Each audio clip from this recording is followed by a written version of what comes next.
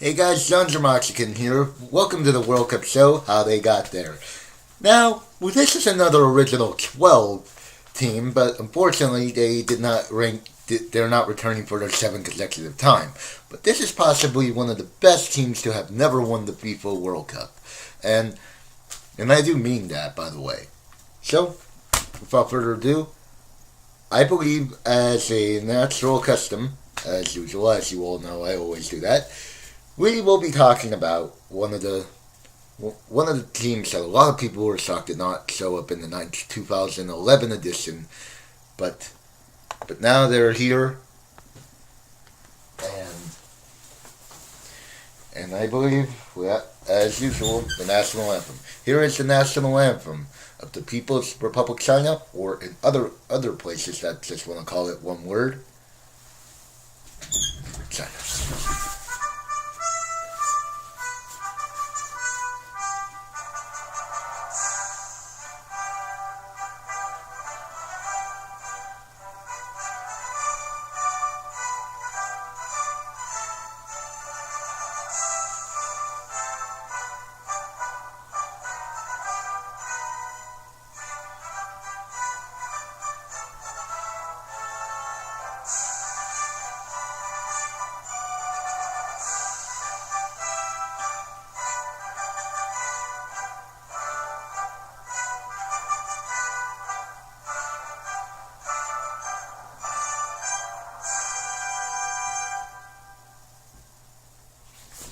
National Anthem of China.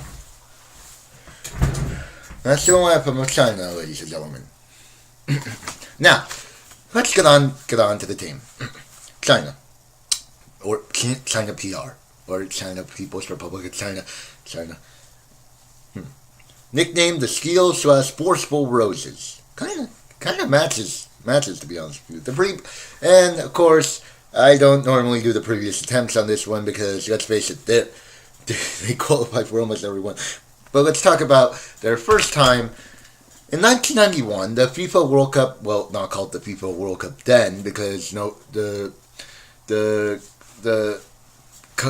board of FIFA did not want to put their name on this yet.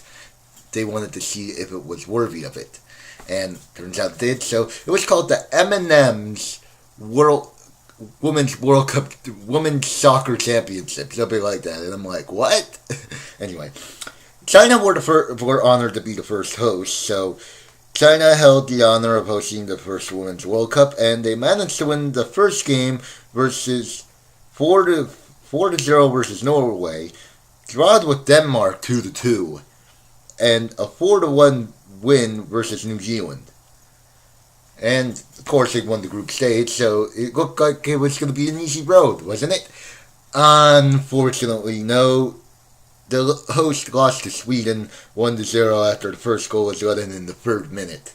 So they had to fight for that, and Sweden just turned out to be a big powerhouse, so that ended China there. 4 years later, however, ever heard of the term, a dish best served cold?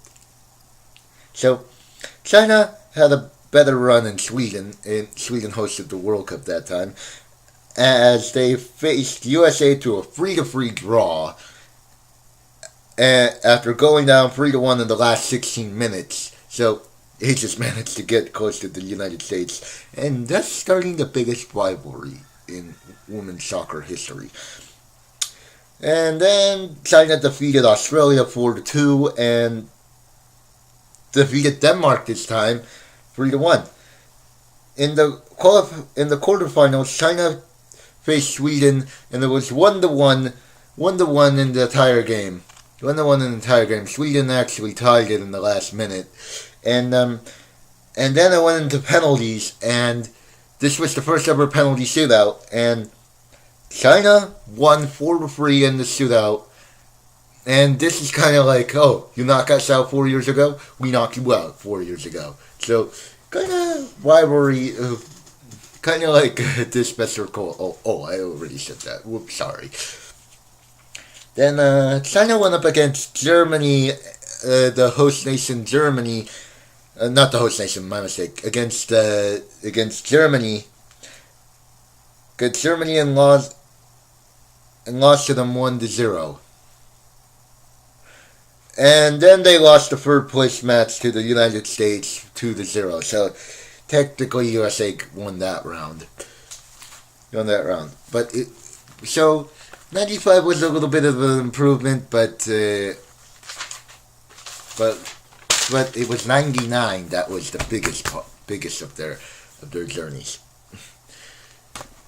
For the second consecutive time, China defeated Sweden 2-1 and had the hugest margin at the time. Even though it doesn't compare to Sweden to Sweden's 8-0 victory over Japan in '91, this was kind of the same. China defeated Sweden 2-1, then won 7-0. 7-0. Sorry, I had to go back to Sweden over there just to remind you what happened there. Won 7-0 versus Ghana and beat Australia again. So they defeated two of the teams consecutively, and they defeated Australia 3-1. In the quarterfinal, the Chinese beat the Russians 2-0, so that advanced them to the final yet again. And in the semifinal, China beat Norway 5-0. Wow, that is possibly how do I say it? Oh yeah, that had to be possibly the biggest upset there. And in the final, after a 0-0, we all know what happened here. 1999 Rose Bowl. All that stuff. And yeah, it was a 0-0 draw past extra time, and it was a 5-4 penalty shootout victory for the United States against China. Regardless, China had the best tournament that day, and I'll explain it more when we get to the actual profiles in May. China. In 2003, China wasn't the same, actually, because they were supposed to host the World Cup in 2003, but then a little incident known as SARS broke out, so that kind of forced the tournament to the United States, and since this was playing during the MLS time, it was kind of a little difficult to do that in a way. So China wasn't the same, and they did beat Ghana 1-0, so yeah, you could tell something's up, and they tied against Australia and in their second game 1-1 and beat Russia again 1-0. But the thing was, this didn't feel like, in a way, it didn't feel like the Chinese team from 4 years prior, because this is where it kind of got worse for them.